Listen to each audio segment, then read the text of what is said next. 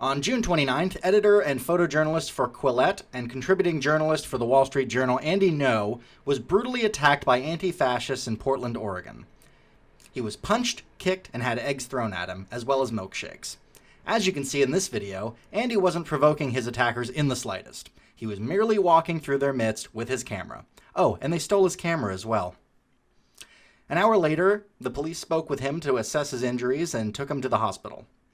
Andy wasn't the only person injured by the Antifa crowd that day. An old man and a Proud Boys member, apparently, were also bloodied with no provocation as far as anyone has been able to find.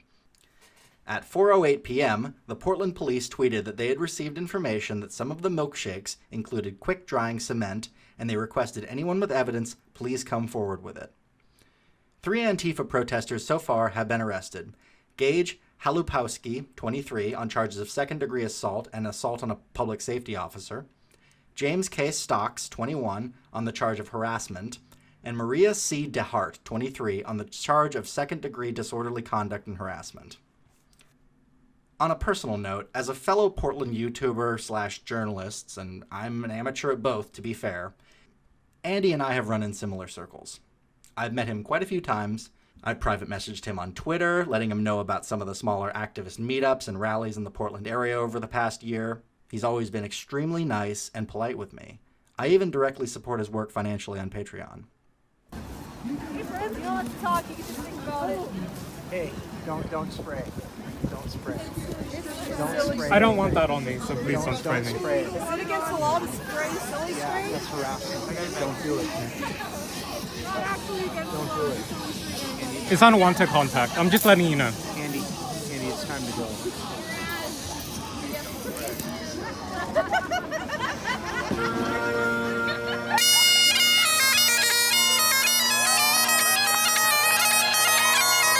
So I actually walked right up to Andy after he got silly string sprayed on himself and his camera at the November 17, 2018 Him Too rally. I have to say that anyone who disregarded Sam Harris's warning about the implications of milkshaking public figures, what do you have to say now? 7 months ago, Antifa was just spraying Andy with silly string. Now they're throwing eggs and milkshakes. There might have even been some quick-drying cement in some of the milkshakes thrown at this riot, per the Portland police. For those of you who don't know, cement can seriously burn skin and even damage muscle if not quickly removed with water. Here's some pictures of real cement burns on human skin. Aside from silly string and eggs and milkshakes, the obvious escalation of simulated assassinations, they're now literally beating Andy Ngo in the streets. Twitter is awash with apologists and even gleeful ill-wishers of Andy. I saw a tweet from the New York City Antifa group saying that, quote, anti-fascism is self-defense in response to Andy and others being assaulted. But look at Andy. He's 90 pounds soaking wet.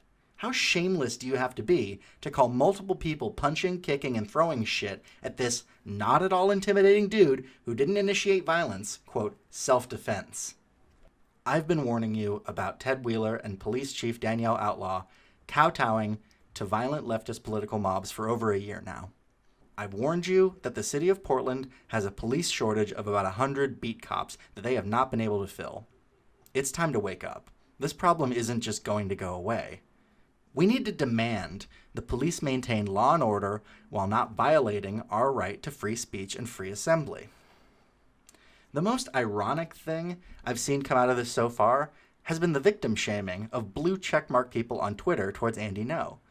They say things like, if he wasn't such a right-wing racist piece of shit who clearly wanted to get beat up, which is why he walked into the midst of his political enemies, this wouldn't have happened.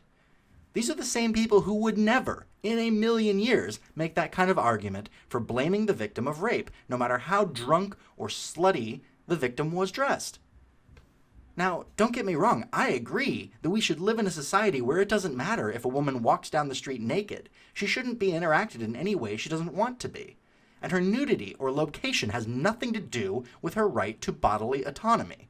And ironically enough, the same day Andy was attacked was the annual Portland Naked Bike Ride. So it's not like this city doesn't understand healthy restraint, except in the case of a gay little Asian dude with the wrong political beliefs. Andy, I hope you have a speedy recovery And the coverage your attack has received shows you how much people really appreciate the work you've done.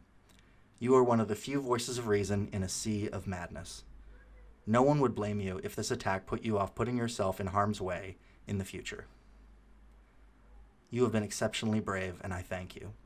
You inspire me. Who knows what evil lurks in the hearts of men? The shadow knows. Hi guys, Media Shadow here. I'm trying to grow the channel and hopefully get more than one video out a week. So if you like what you've seen, please give me a like, subscribe, share, or drop me some coin on Patreon. I've left a link in the description of the video. Thanks!